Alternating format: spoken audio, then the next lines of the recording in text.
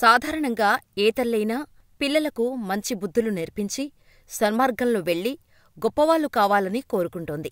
అందుకు తగ్గట్టుగా పిల్లలకు మంచి చెడు నేర్పిస్తుంటుంది. తప్పు చేస్తే దండిస్తుంది. ఒప్పు చేస్తే ఆకాశానికి ఎత్తుకొని గొప్పగా తన బిడ్డల గొప్పతనాన్ని చాటి చెప్పుకుంటుంది. కాని ఇప్పుడు మనం చెప్పుకునే తల్లి ఇందుకు పూర్తి డిఫరెంట్. తాను దొంగతనాలు చేయడమే కాకుండా తన ముగ్గురు కొడుకులకు కూడా దొంగతనాలు చేయటంలో దగ్గరుండి మాస్టర్స్ చేయించింది. ఆమె పేరే Sana Begum alias Sana tiger alias Sana don. 48 వయసులో పెద్ద పెద్ద ఇళ్లపై కన్నేసి కొల్లగొడుతున్న ఈ మోస్ట్ వాంటెడ్ దొంగ పోలీసులకు ఎలా చిక్కింది? సనా డాన్ నేరచరిత్ర ఏమిటి? కొడుకుతో తన దందా నడిపించేదా? ఈ వీడియోలో తెలుసుకుందాం. సనా డాన్కు మహ్మద్, సాహిల్, సోహెల్ అనే ముగ్గురు పిల్లలు ఉన్నారు. దాదాపు ఇప్పటివరకు 50కి పైగా దొంగతనాలు చేశారు. ఎక్కడైతే ధనవంతుల ఇళ్లు ఉంటాయో ఆ ఏరియాలో సనా టైగర్ వెళ్లి ముందుగా రెక్కీ చేస్తుంది. ఆ తర్వాత దానికి సంబంధించిన సమాచారం తన ముగ్గురు పిల్లలకు చెబుతోంది. రాత్రికి రాత్రే పిల్లలు వెళ్లి ఇల్లు మొత్తాన్ని గుల్ల చేసుకొని వస్తారు. ఆ తర్వాత ఆ డబ్బులతో ఎంజాయ్ చేస్తారు.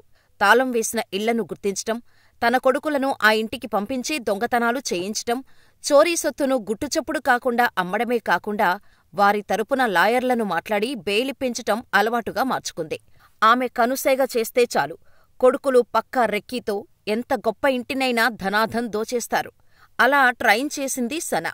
ఇప్పటికే సనా డాన్ అండ్ కో మీద 43 కేసులున్నాయంటే మనం అర్థం చేసుకోవచ్చు ఆమె ఎంత పెద్ద దొంగనో. ఇటువంటి మోస్ట్ వాంటెడ్ దొంగ ఎలా దొరికిందనేగా మీ డౌట్? 100 గొడ్లను తిన్న రాబందు ఒక్క గాలివానకి నేల కొరిగినట్టు సనా టైగర్ తన ముగ్గురు కుమారులు మహ్మద్, సాహిల్, సోహెల్తో కలిసి షేక్పేట సమీపంలోని డైమండ్ హిల్స్ కాలనీకి చెందిన మహ్మద్ ముజాహిద్ కమల్ అనే ఎన్ఆర్ఐ ఇంట్లో 34 తులాల బంగారు ఆభరణాలతో పాటు సుమారు 4.5 లక్షల నగదు, విదేశీ కరెన్సీ చోరీ చేసింది. దొంగతనం అనంతరం ఆటోలో పారిపోతున్న క్రమంలో పోలీసులకు దొరక్కుండా ఉండేందుకు నిందితులు అనేక ప్లాన్లు వేశారు. చోరీ జరిగిన వెంటనే నేరుగా బండ్లగూడలోని తమ ఇంటికి వెళ్తే సీసీటీవీ ఫుటేజీ ఆధారంగా పోలీసులు గుర్తించే అవకాశం ఉందని భావించి సుమారు 2 గంటలపాటు రాజేంద్రనగర్ పరిసర ప్రాంతాల్లోని కొన్ని బస్తీల్లో సందుగొంతుల్లో తిరిగారు. అయినప్పటికీ పోలీసుల నిఘా ముందు సనా డాన్ ప్లాన్ పనిచేయలేదు.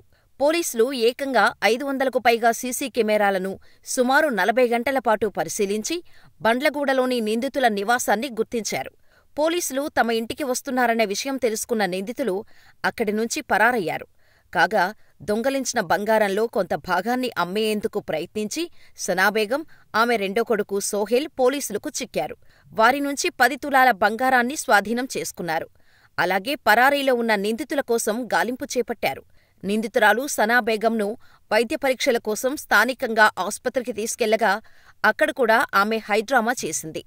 తనకు ఆరోగ్యం సరిగా లేదని, తనను అరెస్ట్ చేసేలా రిపోర్ట్ చేస్తే తర్వాత జరిగే పరిణామాలకు నీదే బాధ్యత అంటూ సదరు వైద్యుడిని దబాయించింది.